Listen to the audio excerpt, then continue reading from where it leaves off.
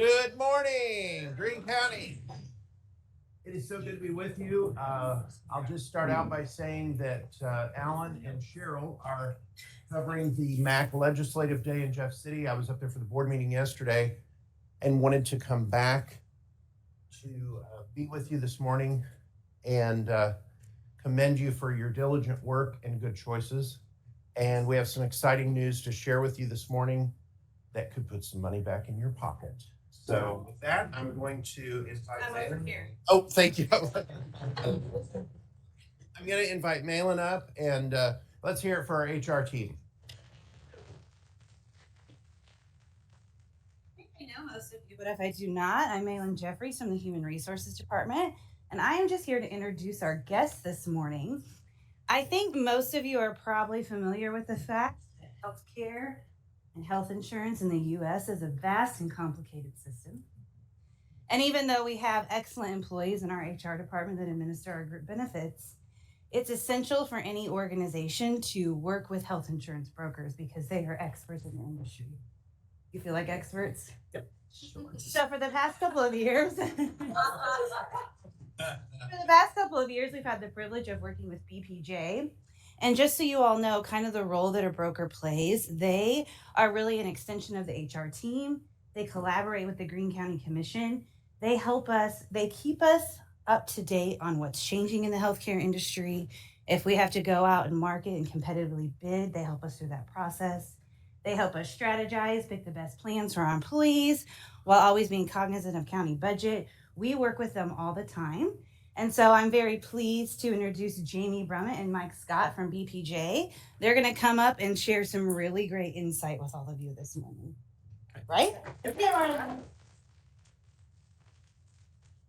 small podium, so you want to just hang out there by yourself? Yeah, so this is Jamie. Jamie, stand open. So Jamie and I work together on this account, and again, it's a pleasure to do so. So we're excited to give you some information, and I know that we've got a hard stop at 8:42. Is that right? Yep. And I understand that like you've got dart guns or something that go off. Okay, perfect. So we'll go through this. So the adventure awaits is a little bit of a precursor to your new HR guide that's coming soon for everyone. So I want to talk about why we're taking this trip. So we're going to take this little trip today to do really three things: to educate you on some things about the plan, to show you some strategy and the things that we're trying to accomplish along with the county commission, and then also some planning, short-term and long-term with that. I'll show you some facts about healthcare, and we'll send this out to you all later. We'll send it to Malin so they can distribute that to those that are interested in this. This is showing you some information on the county that are your claims. So since 21-22, since your plan runs from July 1 through June 30. So there's really 3 or 4 main points out of this. One, the top line, the number of employees enrolled, you can see is 894 in 21-22, and that's grown to 997 in 23-24.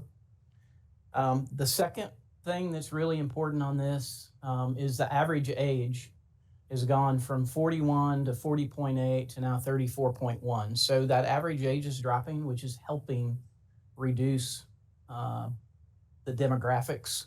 So when they look at the cost of benefits and how they price those, that lower age range is helping with that. And then the other one is the medical claims paid. You can see there that in 21-22 it was $8.8 million. In 22-23 it's 7.5. No, don't be alarmed. It says 1.6, but that's only 6 months worth of data.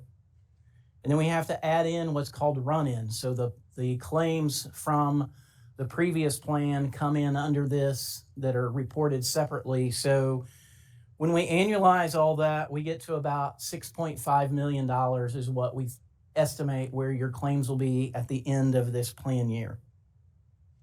Prescription claims, the way that Cigna reported that, they didn't have a way to capture your prescription claims in their system because they were not using Cigna's pharmacy program. They were using the other program. UMR can capture that. So just in 6 months, prescriptions are about $1 million, okay, from that aspect. So Want to get you that information. The next one is we'll talk about catastrophic claimants. So these are people that have expenses over $100,000. I mean, health insurance is to protect you from financial loss, okay? And it's to transfer that risk from you to the insurance company. This is why we exist, why plans exist for that.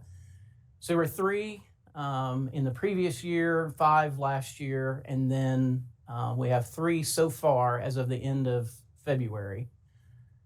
Claimants that have over $500,000 of expenses, there was 1 in the first year, 3 last year, and so far 0 this year. We anticipate, based on the data that was provided, that there will probably be 1 claim that may exceed that number this year. We don't have any personally identifiable information. We don't know who these people are from anything. We just see the claims data, we see what happens from that. The other thing that's important on this is network utilization. In-network utilization was running about 95%. We were Cigna. Now, under UMR, in the broadest network that they have called Choice Plus, it's 99.5. So those are all things that help drive costs down. And then just some other statistics you'll see there. Office visits for a primary care physician. You can see we're running close to 2,000 visits a year. In the first 6 months, we're at 1,218. For a specialist, they're running 720 to 880. In the previous 2 years, we're at 579. So emergency room visits, a little over 100, 143 in last year, and 71 in the first 6 months. So we see those trends as following the norm. The other piece is this is something to look at. The left column is dollar amounts, okay, of claims. And then the 4 columns under the HDHP 1500 and the 4 columns under the copay 1000 are the number of people who have met either their deductible or their out-of-pocket, the family deductible, family out-of-pocket, and where they're at in that chart. So that top line, 287 people that are on the HDHP 1500 had $0 to $249 in claims, okay? And then when you look at the copay 1000, you had 237 across that time frame. And so just those numbers down. When you look at that, we had about 135 people that met their $1,500 deductible. 56 people hit their single out-of-pocket limit, looks like. And then family deductible, about 18 folks hit that family deductible. And then the same on the PPO plan, about 59 people hit their single deductible. 54 of them hit their family deductible. And this is data from July 1 of 2024 through March 24 of 2024. So some other just summary facts. Average claims versus premium loss ratios. When we talk about loss ratios, we're talking about paid claims versus the premium that's been paid to NPR. So that loss ratio has been about 89% since 2019, 2020. We average that out in that time frame. The average premium increase has been 1.3% in that same time frame.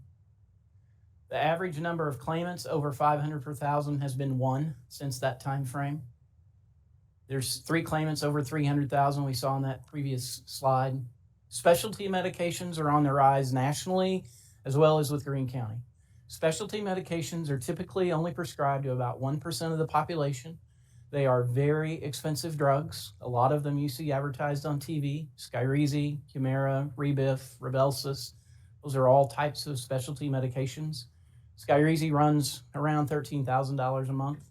Humira runs around $5,000 a month. So these are drugs that are very expensive, but they're life-changing. The folks that need these drugs are able to function and be able to live a quality of life that they normally would not have, okay? But those things are all on the rise. What we're seeing with the county is the number of utilizers, or the number of people who have specialty medications, is up from 63 last year to 102 this year, okay? And those claim dollars are up from about $1 million to $1.3 million just on specialty medications alone. And that's an annualized number. Okay. So when we look at that, again, those drugs are expensive, but they're necessary. And there's a lot of options for those that are on those drugs. There's manufacturer assistance, copay assistance, and things that can help them with that. The manufacturers are coming out with new drugs. There's called biosimilars that are out on the market, will help reduce that cost. But that specialty category just still continues to grow. So the strategy for the future change is imminent, just like the mill. So we tried to give some local flavor here with this. Premiums are paid to Midwest Public Risk because that's risk sharing. So you're sharing with all the other entities that are in the NPR block of business from that. So that helps stabilize the premiums. As your claims go up and down each year, the purpose of that risk sharing pool is to cut the peaks off and cut the valleys out. Okay, so you have a more level playing field. So the other thing is to have affordable quality benefits. The way that we can help with cost is control costs of the claims. One of those ways is for you to be good consumers, which you've done. We're seeing some of that in utilization. Using virtual visits, seeking the lowest cost provider, looking for options out there, talking with people, talking with your physicians, asking them, are there things that we can do differently? And then also having the best available discounts. We believe and we know that moving from Cigna is a great company that handled your benefit administration, to UMR, just because of the number of groups that we work with in the area that we work in. We know that the UMR discounts are greater than what the Cigna discounts were. So we're seeing that average discount's about 59% on UMR. So making sure you have those best available discounts. So when NPR made that move a year ago, that is a major contributor to where we're at today with this new premium structure. And then our job is to help balance the premium income with the claims expense. So when you think about that, you look at benefits, and so if your claims are here and you have this much premium, so we want to try and get those balanced.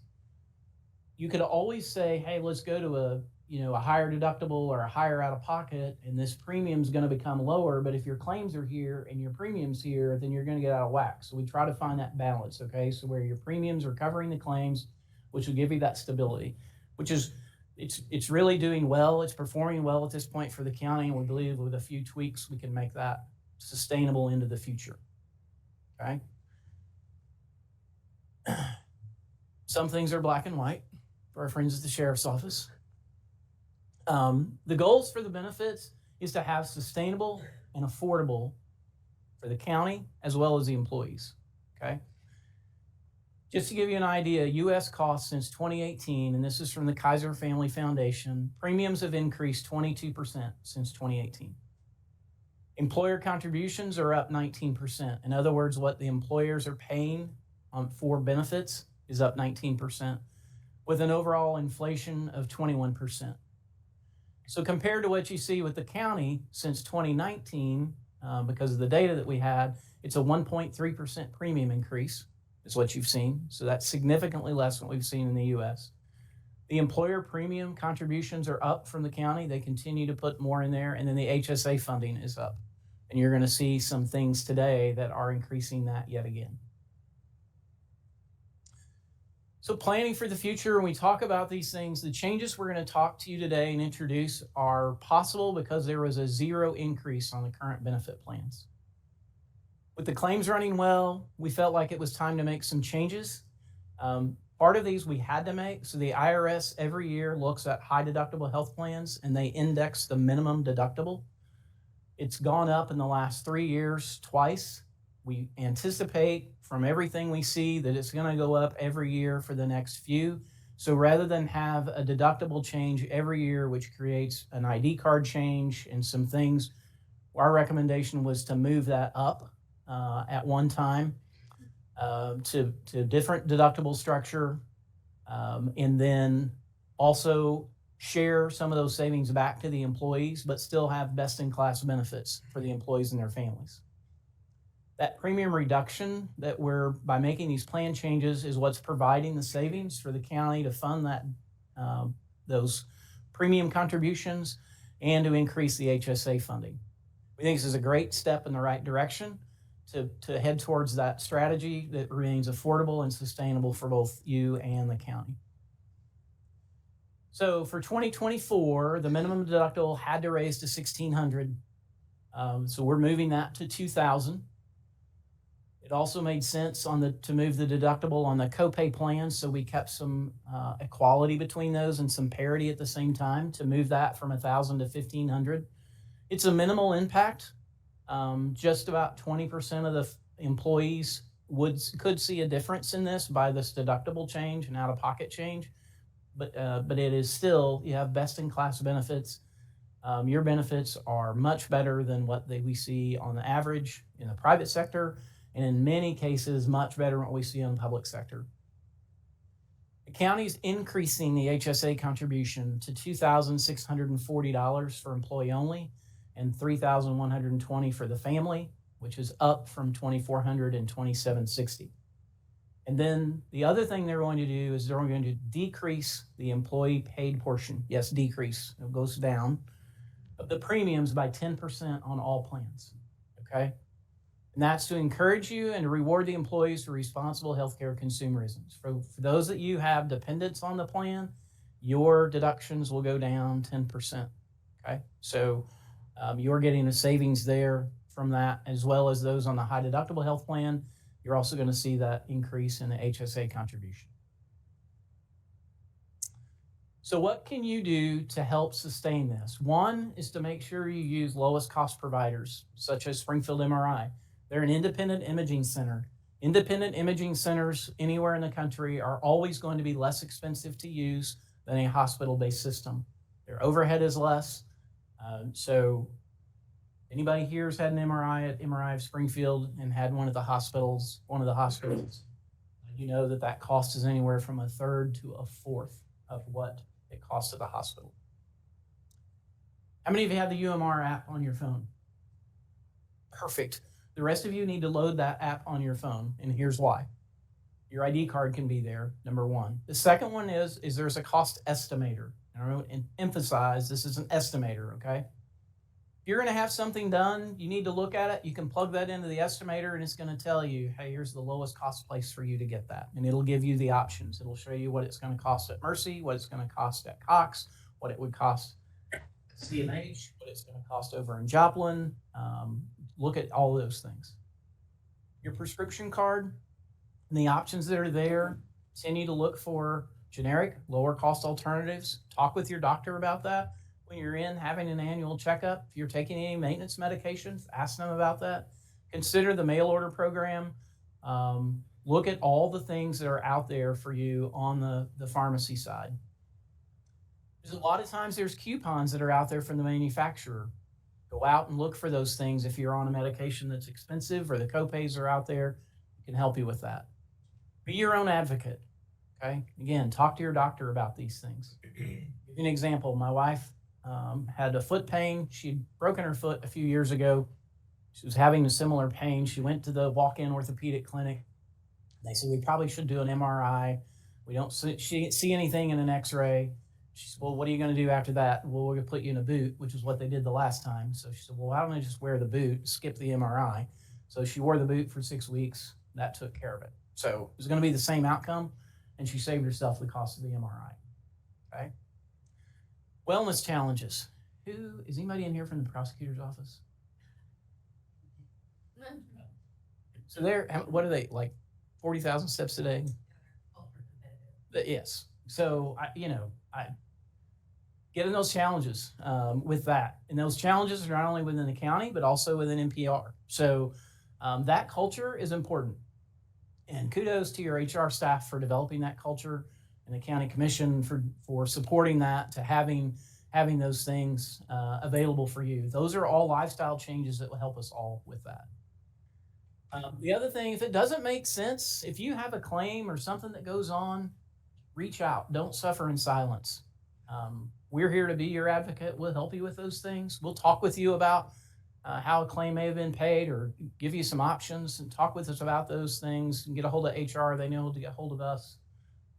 We can help you out with that. Okay. Be on the lookout for the HR guide.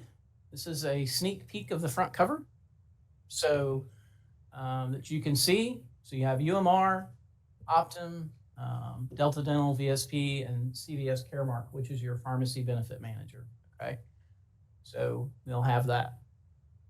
How are we doing on time? Got time? Any questions? Jamie, did I miss anything? No. You have a question? Go for it. Wrap it up if there are. I think you got one. I was gonna ask about, copay accumulators on the. Copay accumulators. So your copays apply to your out of pocket. Is that what you mean? So copay accumulators keep individuals with those tier 4 specialty medications Mhm. from applying copay assistance, coupons, third-party payers, applying those funds to the deductible because they state that you did not pay that directly. So does our plan avoid that? I know there's a bill in the House right now working on. Yeah. Yeah, getting rid of that in the state, but I just didn't know. That's something we're avoiding. So, no, Jamie, you want to talk about the accumulators, and then we're going to talk about an overall piece on what's happening in that specialty medication industry. Yeah. But I'll let her answer your question first, and then we'll talk about that piece. Guess I'm supposed to stand near Yep, you, you're good. right? Yep. He told me I had this like space between Well, the yeah, tables. I was table supposed to to table. stand. So what she's talking about is if there's a specialty medication, right? And let's say you're on the health savings account plan, or even if you're on the copay plan and you have a high cost for that medication. So your portion is $1,000, right? In the HSA plan that goes to your deductible. Well, what it says is if you're using manufacturer assistance, so you're using a copay card that says your cost, like when you see on those commercials, they say, well, AbbVie may be able to help. And you have a little card that says your cost is no more than $5. So truly, you're only paying $5, but the pharmacy makes it look like you're paying $1,000 and going to your deductible. Well, what the plan says is that $5 is all that's going to your deductible because you're not really paying $1,000 for that medication. The manufacturer is picking up $995 and you're only paying $5. And those programs are in place to help protect the health plan. So that plan is built that way because the next time then the plan pays the full entire amount of that $5,000 medication. So if there's any of it that we can send back to the manufacturer, that $995, then we're going to send that to the manufacturer instead of it looking like you paid it and then your deductibles met for the year when you really didn't pay those dollars. And so that is the way that the plan is designed so that then it's not looking like you paid $1,000 and have met your deductible when you really didn't. Does that make sense to everybody? Okay. And what's happening in that industry as a whole, there are some we call third-party overlay companies that come in and they encourage people to get those dollars. So that when you're a self-insured plan, which the county is, it's a win for everybody. It's a win for the employee. It's a win for the plan, okay? Because you're not going to spend those dollars. But AbbVie, which is one of the largest manufacturers, they make the drug Humira, they sued a company called Payermetrics, who is an overlay company, because they had over 200 instances where Payermetrics had requested those funds on a manufacturer assistance, copay assistance, and said they didn't have coverage. And then were denied because of financial limits or financial income limits. And then they came back and the claim got paid under their commercial plan because that's how those plans are working. So the manufacturers are going, they know what they expect to spend when they do those patient assistance programs. And then when they're at 500 or 600% of what their expected expenditures are, they started looking at that to figure out what's going on. And they found all these companies that were encouraging people to take advantage of this and really there's a loophole. And so they're taking through that loophole. Yeah, so it's not what you're talking about. Yep. So the way that your plan works where it says, hey, you really didn't pay that, so we're really not applying that to your deductible, those types of programs are okay. And those types of programs aren't going to be impacted. What we're talking about is there were some companies that were saying, hey, we don't cover specialty meds. That is a non-covered benefit under our health plan. so that the member could go out and get it completely for free and the health plan didn't pay for it at all. And then if the member didn't qualify for those financial benefits because they made too much money, then they would turn around and cover it. So they were essentially lying to the manufacturer in order to get the manufacturer to pay for it. Your plan does not do that. Correct. So what you're seeing out there and what Mike's talking about is people who were fraudulently saying the medication was not covered by your health plan. And that's not the situation with what's going on with Greene County. You guys Yep. are not impacted by that. Nope. But it is impacting the industry as a whole. Yeah. And so they're changing the parameters of all those programs because of it. So, but you all are in good shape from that aspect. Just about time. Okay. Why are there so many medicines that earmark puts a limit of how many medicines per year to be able to get the medicine filled per doctor's order? Pre-authorization has to be complete. Doctor's office has to be like earmark and deny or to pre-authorization. Okay, so and that's actually CVS, because CVS does your pharmacies, and that does require prior authorization. And it's because of the proven efficacy, because I'm trying to watch time. Like the drug manufacturer says, hey, here's how many pills should be used for the condition. And that is a standard treatment and a standard guideline that's made with that medication. So if your physician is asking for more than what is standard or what the drug is approved for, then they're going to want documentation, a prior authorization from your physician that says, hey, here's why I'm prescribing more than what the manufacturer says should be allowed. And then they're just making sure that you're taking the right medication, that it wasn't a typo maybe from your doctor, making sure that those medications are being administered the way they should be. And sometimes it's the drug class. So there are some controlled substance drugs and things that are limited on quantity for that as well. Very No good. problem. Let's give them a hand. Step out of the way. Thank you. You can ask questions afterwards. Yes, absolutely. We'll hang around. But I want to quantify this in the last minute that we have. First, I want to tell you that it was a few years ago that Rusty and John and I tried to strategize when we were looking at insurance. What could we do to put more choices in the hands of our employees? Because we knew that if we did that, you all would make good decisions. And that is what you're seeing today, the result of your good decisions. So to quantify some of this for you, and I'm not going to do all the numbers because that's dangerous. Okay.